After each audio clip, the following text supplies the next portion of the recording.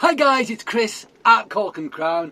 I'm back in my cider shed with some more cider to try.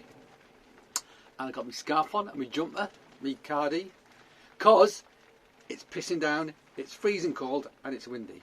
And yet I still came down the shed to try cider for all of you. Could have stayed in the house with my two kids, fighting kids, but I didn't. I didn't stay there with them. I came down here to drink some cider. What is it, Chris? Good question. Well, I got a pallet today, actually, with lots of new stuff on. It's got loads to try. It had on it stuff from Ross-on-Wye. It had stuff on it from Butford Organic. It had stuff on it from Cummaddick. And it had stuff on it from Phil Palmer's Upland Cider. New vintage stuff. Very excited to try all of it. But we're going to start with a single varietal from Ross-on-Wye in a big bottle. And it is their Dabinett SVC 2020 Wild Ferment Oak Barrel. It is 7%. Pressed November 2020, bottled March 2022. Dabinett is the most important cider apple. It grows well, it fruits reliably, and it produces an apple so full of flavour that it will always make a great cider. And the best part is how versatile that flavour is. Dabinett complements everything. In this bottle, Dabinett has been fermented in Caribbean oak barrels, then racked and matured for a further 12 months. Bottled with the cider at its peak, a gorgeous bold cider with massive fruit flavour, notes of pineapple, banana, vanilla, cinnamon, all capped off with characterful tannin. So, rum barrel. One assumes Caribbean rum barrel, very exciting. I may have done it already, depends when this film goes up. I am having this at a dinner. I'm doing a tasting event for 20 of the UK's best cheesemakers. There will also be in attendance 20 to 30 American cheese enthusiasts and a journalist.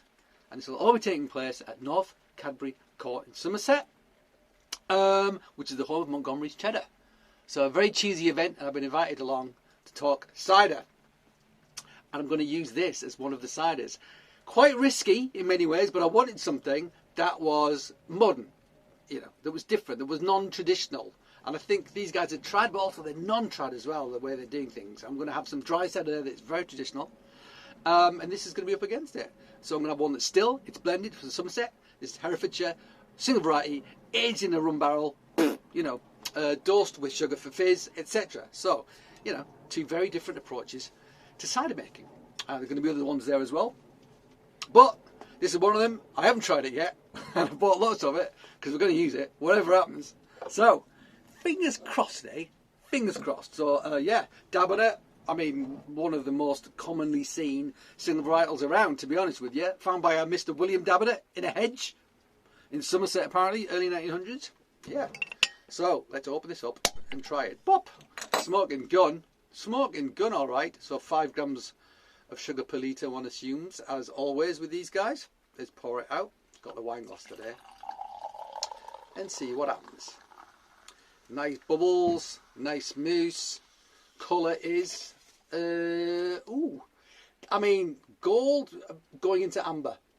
Paler than I would have thought it would be actually, but obviously hazy, unfiltered, etc. There's yeast in the bottom. There's yeast in suspension as well, because this is dosed. So there's re-fermentation in bottle. Forget the fizz. There you go. So here goes. Here goes. Let's have a sniff. Oh, yeah, okay. So there's that sweated apple character. It's absolutely there.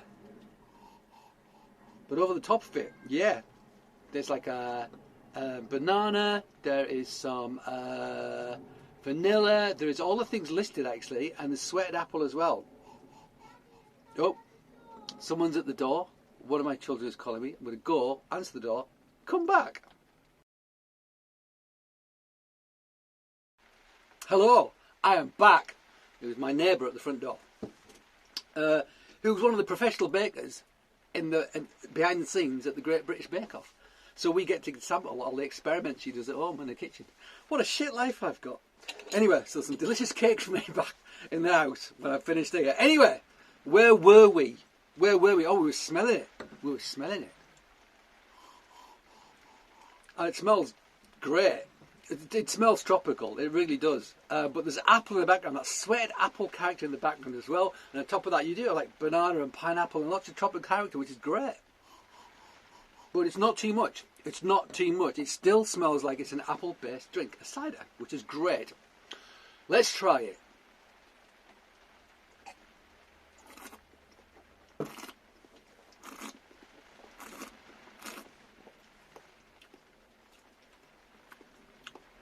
Quite forthright tannins, nice sparkle, hint of leatheriness on the back, so hint of hard tannin on the back, solid apple in the middle, minerality, but yeah, there's that Caribbean character. It's absolutely there. Banana, there's vanilla, there's other. It's actually really interesting because it is forthright. It's bone dry. It's got big tannins, which is good because I want people to experience that. Most of the people drinking cider at this event will not have had a proper traditional cider, I imagine, because so few people have. Certainly not in America. It's a bit rarer over there. I mean, to get like traditional apple trees. Other apples are made from eating apples and culinary apples, etc. But this is a really interesting introduction to something very new and very different, and I'm very pleased with it. Because you can taste the component parts. You can taste the cider, but you can taste that barrel as well. And actually, it's bone dry, but that tropical element almost makes you feel like the fruitiness almost feels like it's got some sweetness to it, like some residual sugar in there. But it hasn't. It really hasn't. Yeah. Yeah. Oh, it's almost like, yeah, the vanilla custard element as well, which I quite like. Yeah. Cool. Cool. Phew. That's lucky. Let's see what they think, shall we? They might not agree, but I don't care. Because I think that's a very, very interesting single variety barrel-aged Dabinett. Cool. Guys, thank you for joining me in my shed in the wind and the rain. I hope you join me again. But until that time, cheers.